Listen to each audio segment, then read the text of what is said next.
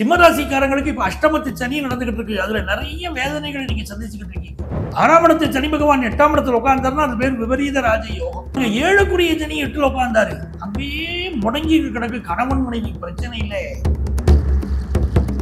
சிம்மராசிக்காரர்கள் வார்த்தைகளை பேசும்போது அழுந்து பேசுங்க, யாருடைய மனமும் புண்படாமல் நடந்து கொள்ளுங்கள். அது என்னங்க ஒரே ஆளு நல்லவராகவும் இருக்காரு கெட்டவராகவும் இருக்காருன்னு சொல்றீங்கன்னா ஆமா அப்படித்தான் இருக்கு. நம்ம ஜாதகத்துல யோகம் இருந்தால்தான் இப்போ இந்த பதிவே நம்ம கண்ணில் படும். என்ன செய்தால் நன்மைகள் கிடைக்கும் அப்படின்னா மலைக்கோட்டை விநாயகரை வழிபடணும். உச்சி பிள்ளையார் உங்க ராசியிலேயே கேது வேற உட்கார்ந்து இருக்கிறார் பாருங்க இப்போ. அதனால உச்சி பிள்ளையார் தரிசனம் உங்களுக்கு வாழ்க்கையில் உச்சத்திற்கு கொண்டு செல்லும்.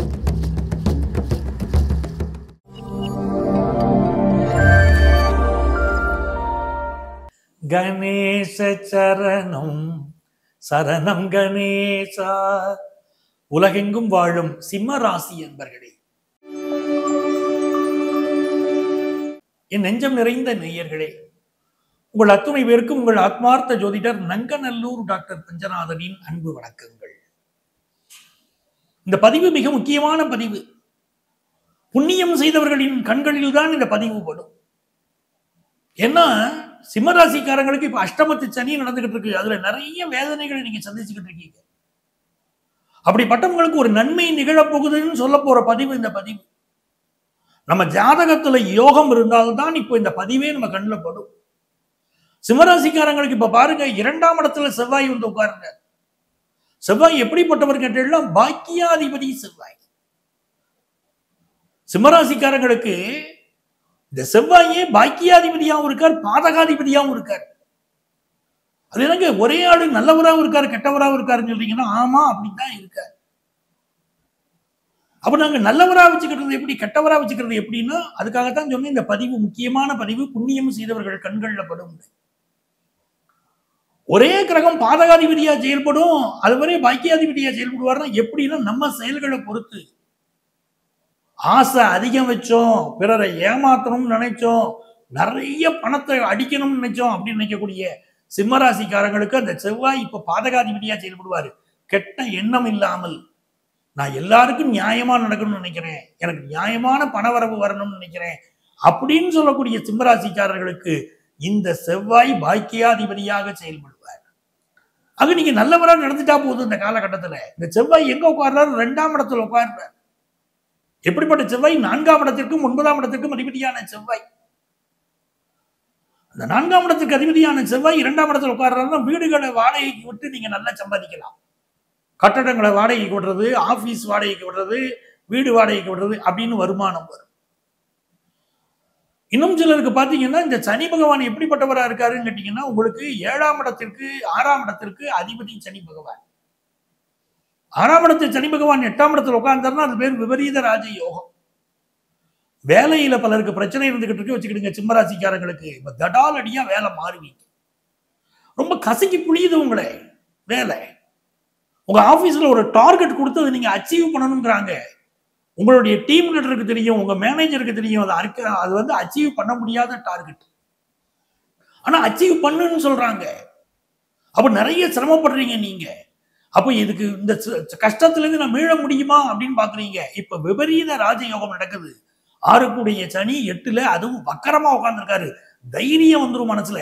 நான் ஜாப்பை மாத்திக்கிட்டு போறேன், வேற ஜாப்பை தேடிக்கிட்டு போறேன், அங்க எனக்கு அமைமையா வேலை, நல்ல வாழ்க்கை எனக்கு அப்படின்னு சொல்லிக்கிட்டு நீங்க போவீங்க.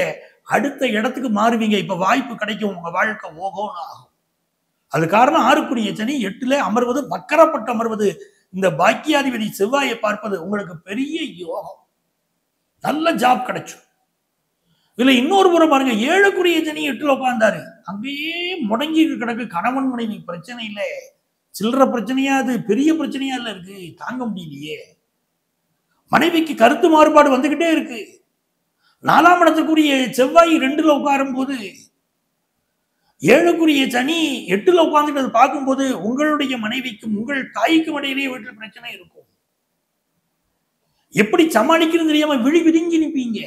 அப்படிப்பட்ட சிக்கல்லாம் சிம்மராசிக்காரங்களுக்கு உண்டு. மறுக்க முடியுமா உங்களால? அப்படி சிக்கல் நடக்குது. என்ன காரணம்? சனி 7க்குரிய சனி 8ல வக்கரப்பட்டு உட்கார்ந்தாரு. அப்ப மனைவியின் மனம் இப்போ கொந்தளிச்சுக்கிட்டு இருக்குன்னு அர்த்தம்.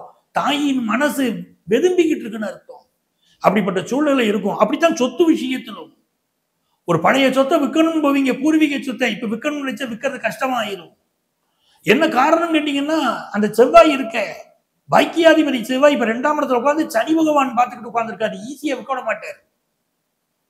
ஏன்னா 9 சனி பகவான் வந்து எப்படிப்பட்டவர் கேட்டீங்கன்னா 7க்குரிய சனி 8ல உட்கார்றாருன்னு 9ஆம் இடத்து செவ்வாய் 2ல இருக்காரு.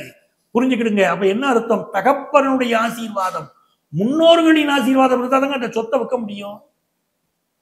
ஆசீர்வாதம் இல்லைன்னா அந்த சொத்தை விற்க முடியாது. பலர் உணர்ந்துகிட்டு இருப்பீங்க. அதே மாதிரி பாருங்க, இப்போ உங்களுக்கு 4ஆம் இடத்துக்குரிய செவ்வாய் 2ஆம் இடத்துல உட்கார்ந்துருக்காரு பாருங்க. 10th +1 +2 படிக்கக்கூடிய ஸ்டூடெண்ட்ஸ் படிப்புல நல்ல கவனம் செலுத்துங்க. இப்ப நல்ல நண்பன் மாதிரி ஒருத்த வருவான், குரூப் ஸ்டடிம்பா, சேர்ந்து உட்கார்ந்து படிக்கலான்னு போவீங்க. உங்க மூட மாத்தி விட்டுருவாங்க, உங்க கான்சென்ட்ரேஷன் மாத்தி விட்டுருவாங்க, படிக்க விடாம பண்ணிட்டு போயிடுவாங்க. கழுத தெரிஞ்சு கட்டரும்பா போச்சுனாக பாருங்க, அப்படி போயிடும் நிலைமை. குரூப் ஸ்டடி எல்லாம் இப்ப அவாய்ட் பண்ணணும் சிம்மராசிக்காரங்க. அதே போல பேச்சுல கவனமா இருக்கணும். நாவடக்கம் வேண்டும். யாகாவாராயினும் நாகாக்க காவாக்கால் சோகாப்பர் சொல்லிழுக்கப்பட்டுனார் வள்ளுவர். வார்த்தைகளை கவனமா இருக்கணும். நிதானம் இருந்துட்டீங்க வச்சுக்கிடுங்க, உங்களை அடிச்சுக்கிட முடியாது. அப்ப இந்த காலகட்டத்தில் பேச்சுல பொறுமையா இருங்க, குடும்ப வாழ்க்கையில பொறுமையா இருங்க, தாய்க்கும் மனைவிக்கும் இடையில பேலன்ஸ் பண்ணி கொண்டு போங்க. பழைய சொத்துக்களை விற்கிற போது எல்லோரையும் மனங்குளர செய்து விற்க முடியுமான்னு பாருங்க. இதையெல்லாம் தான் வந்து உங்களுக்கு நன்மையை தரும். ஆக படிப்பு விஷயங்கள்ல ரொம்ப கெட்டியாக இருங்கள். சிம்மராசிக்காரர்கள் வார்த்தைகளை பேசும்போது அளந்து பேசுங்க. யாருடைய மனமும் புண்படாமல் நடந்து கொள்ளுங்கள். சிலருக்கு வந்து இப்ப பற்கள் சம்பந்தப்பட்ட பிரச்சனைகள் மிகப்பெரிய அளவுக்கு பாதிக்கும்.